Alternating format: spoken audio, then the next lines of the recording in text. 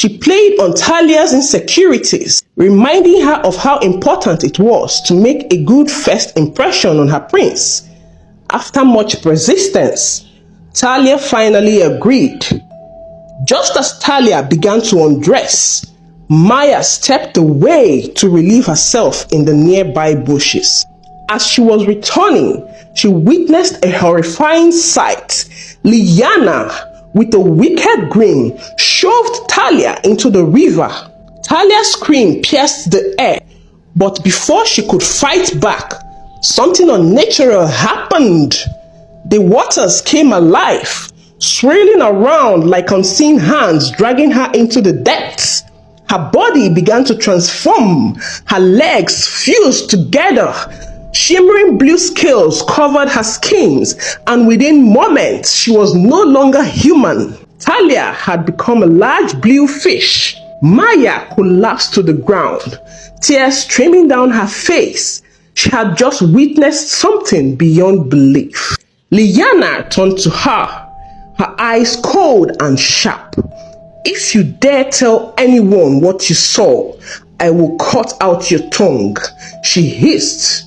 "I am the new queen, and if you wish to leave, you will serve me and earn my favor." Shaking and terrified, Maya nodded in silence. She had no choice. Liana quickly changed into Talia's clothes, adjusting herself to look like her. With no evidence left behind, they hurriedly continued their journey.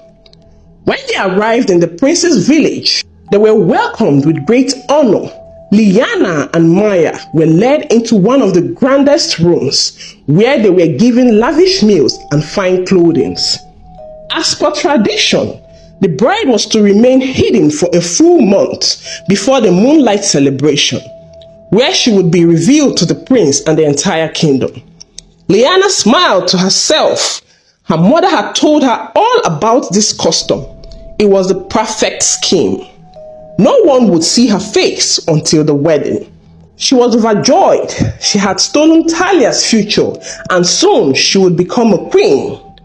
Meanwhile, Maya remained in silent agony. She could barely eat, knowing the horrible truth.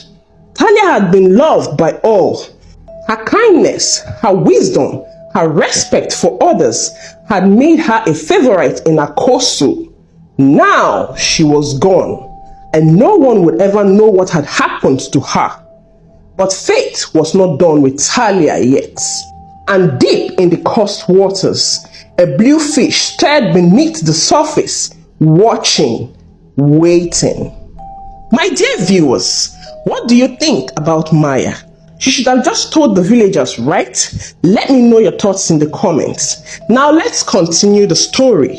One day, Maya went to the river bank and sat there, holding an apple in her hands. As she sat, she began to sing a sorrowful song, her voice trembling with pain as tears streamed down her face.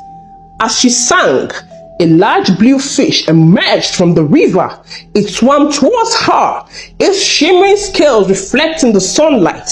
Maya was not afraid. She gently offered the apple to the fish, and it ate from her hands. After feeding it, she quietly stood up and returned to the palace. This became a daily routine. Each day, she would bring food to the river and sing, waiting for the fish to come. In the palace, there was a young servant who secretly admired Maya. However, he had never approached her because she was always withdrawn, never speaking to anyone. He had noticed something strange. She barely touched her meals, and she seemed to grow thinner by the day. He also observed that she left the palace often. Concerned, he decided to follow her one evening, curious to see if she was throwing away the food she refused to eat. To his surprise, he saw Maya sitting by the riverbank, singing with the food in her hands. He watched in shock as a massive blue fish rose from the depths and she fed it with care. His heart pounded in fear. The river was connected to Akosu's coast waters, and no one dared to go near it. His thoughts raced. Why was Maya doing this? What was the meaning of the song she sang? Restless and disturbed, he ran back to inform the prince. When the servant told the prince what he had seen, the prince was deeply troubled. He immediately summoned Maya and Liana to the throne room. With a stern voice, he asked Maya, "Is it true?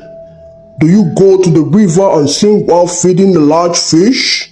Maya trembled in fear.